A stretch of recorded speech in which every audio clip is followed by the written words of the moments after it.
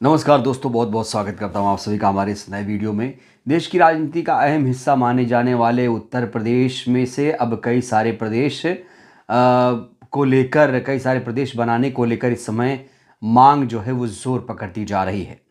और अभी लगातार इस बात को लेकर चर्चा हो रही है कि उत्तर प्रदेश का 3 से 4 भागों में बंटवारा हो सकता है। बड़ा सवाल, क्या वाकई उत्तर प्रदेश के टुकड़े होंगे? क्योंकि ऐसा पहली बार नहीं है जब लोग मांग कर रहे हैं कि उत्तर प्रदेश का बंटवारा हो या कोई कोशिश कर रहा है कि उत्तर प्रदेश कई भागों में बंटे।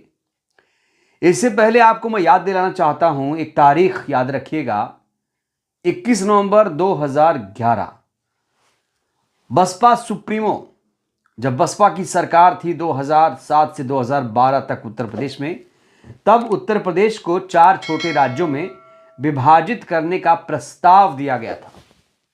केंद्र सरकार को यह प्रस्ताव दिया था, लेकिन केंद्र सरकार ने इस प्रस्ताव को खारिज कर दिया था। तब यूपीए का शासन केंद्र में हुआ करता था, मनमोहन सिंह की सरकार थी और मायावती जी ने बहुत डेयरिंग दिखाते हुए फैसला लिया था, क्योंकि इससे पहले किसी ने ऐसी कवायद शुरू नहीं की थी। लेकिन एक बार फिर से इस बात को लेकर चर्चा शुरू हो गई है कि उत्तर प्रदेश को 3 से 4 भागों में बांटा जा सकता है। अब ये चर्चा शुरू क्यों हुई है, जान लीजिए। चर्चा इसलिए शुरू हुई है क्योंकि 2025 में जनगणना होने जा रही है। 2025 में जनगणना जब होगी उसके बाद होगा परिसीमन, और जब परिसीमन होगा तो उससे पहले कई सारे ऐसे संगठन हैं जो उत्तर प्रदेश को बांटने की बात कर रहे हैं। कोई कह रहा है हरित प्रदेश बना दो, कोई कह रहा है बुंदेलखंड बना दो, कोई कह रहा है पूर्वांचल बना दो। यानी वही रोड मैप, यानी वही खाका, वही मैप खींचा जा रहा है जो मायावती जी ने 2011 में खींच दिया था। मायावती जी की सरकार ने उत्तर प्रदेश को 4 भागों में जब बांटने की कवायद शुरू की थी तो मैप जो था कुछ इस तरीके का उत्तर प्रदेश का हुआ करता था 2011 में। देखिए, अभी उत्तर प्रदेश की जो आबादी है 25 करोड़ बताई जा रही। 25 करोड़ उत्तर प्रदेश की आबादी है। और अगर मैं उत्तर प्रदेश में विधानसभा की बात करूं, विधानसभा सीटों की, तो यहां पर 403 विधानसभा सीटें हैं और वहीं 80 लोकसभा सीटें हैं। एक विधानसभा की बात करूं तो 4 लाख वोटर मिलकर एक विधानसभा, एक विधायक चुनते हैं। यानी किसी विधानसभा सीट में आप जाएंगे तो औसतन आपको 4 लाख वोटर मिलेंगे जो एक विधायक चुनने का काम करते हैं। वहीं अगर मैं लोकसभा क्षेत्र की बात करूं, एक लोकसभा सीट की बात करूं, तो एक लोकसभा सीट में 20 से 25 लाख, जी हां, 20 से 25 लाख वोटर एक सांसद को चुनते हैं और ये बहुत बड़ी आबादी हो जाती है अपने आप में। अब परिसीमन जब होगा, जब जनगणना 2025 में हो जाएगी तब होगा परिसीमन, और जब परिसीमन हो जाएगा तो जानते हैं क्या होगा, तो विधानसभा भी बढ़ेगी सीटें, लोकसभा सीटें भी बढ़ेगी। और माना जा रहा है कि उत्तर प्रदेश में परिसीमन के बाद 100 विधानसभा सीटें बढ़ जाएंगी। यानी उत्तर प्रदेश में कुल विधानसभा सीटों की संख्या 503 हो सकती है। वहीं लोकसभा सीटों की बात करूं तो लोकसभा सीटों की संख्या 30 बढ़ सकती है।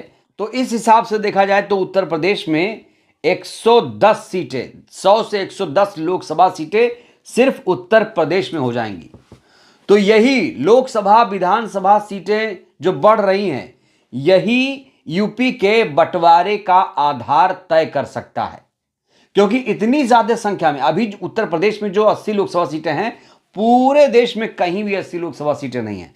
दूसरे नंबर पर आपका महाराष्ट्र 48 लोकसभा सीटें रखता है। तो बहुत बड़ा स्टेट है, जनसंख्या की दृष्टि से भारत का सबसे बड़ा स्टेट है उत्तर प्रदेश। हालांकि ये मत भूलिए, उत्तर प्रदेश का 2001 में बंटवारा हो चुका है। यूपी से उत्तराखंड निकल चुका है और बिहार से झारखंड निकल चुका है, मध्य प्रदेश से छत्तीसगढ़ बन चुका है। अटल बिहारी साहब की जब सरकार थी तब वो छोटे राज्यों के हिमायती थे।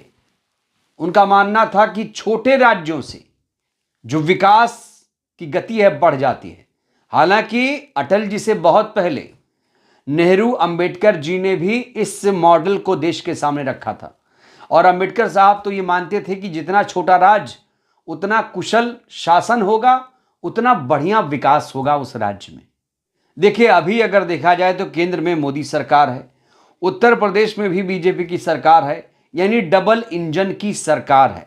अब मैं आपको यहां यह बताना चाहता हूं कि कौन कौन से नेता छोटे राज्यों के पक्ष में है, कौन कौन सी पार्टियां छोटे राज्यों के पक्ष में है और कौन कौन सी पार्टियां इसके खिलाफ है।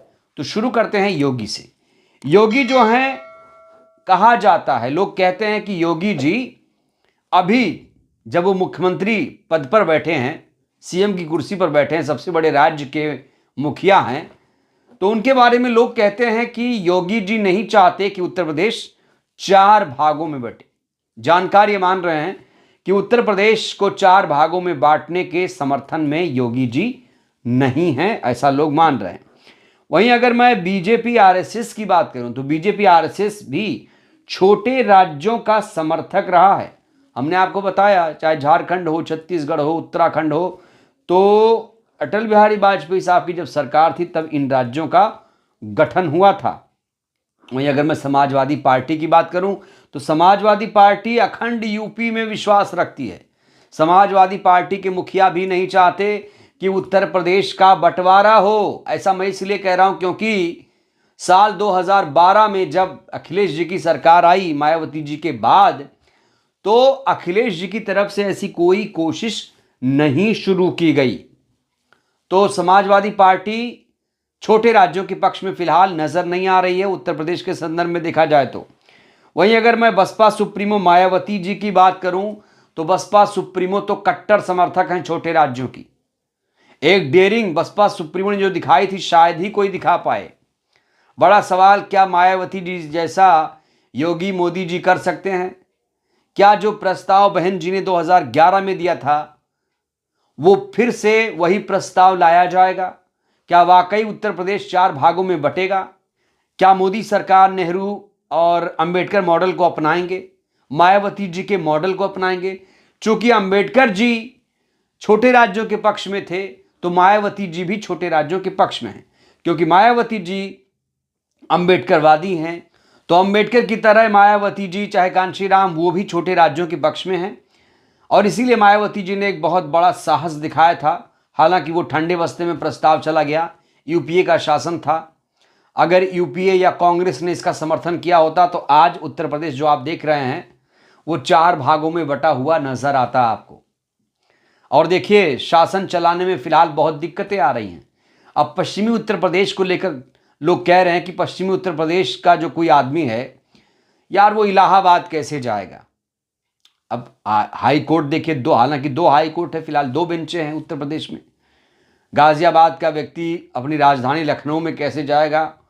वहां कुशीनगर या बलिया का व्यक्ति कैसे लखनऊ आएगा?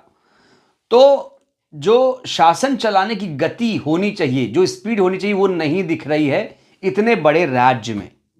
आप देखिए उत्तर प्रदेश कितना फैला हुआ है। वहां गोरखपुर से लेकर गाजियाबाद, या फिर आप सहारनपुर से चले जाइए बुंदेलखंड या प्रयागराज, तो इतना बड़ा एरिया उत्तर प्रदेश का है। तो मायावती जी ने जो सपना देखा था, क्या वो सपना पूरा होगा? मोदी योगी के राज में क्या ये सपना पूरा हो पाएगा? क्योंकि मायावती जी का तो ये संकल्प रहा है कि वो अगर सत्ता में आई तो फिर से वही मॉडल अपनाएंगी। अगर 2027 में बसपा की सरकार आई या कैसे भी मायावती जी सीएम बनी या कुछ शासन में आई, तो वो फिर से वही करेंगी जो 21 नवंबर 2011 को उन्होंने किया था। बहरहाल दोस्तों, इस वीडियो में इतना ही। आप क्या मानते हैं, क्या उत्तर प्रदेश का बंटवारा होना चाहिए? छोटे राज्य बनने से क्या लगता है विकास का मॉडल काम कर पाएगा? आप लोग भी अपनी राय दीजिए। बहुत बहुत शुक्रिया।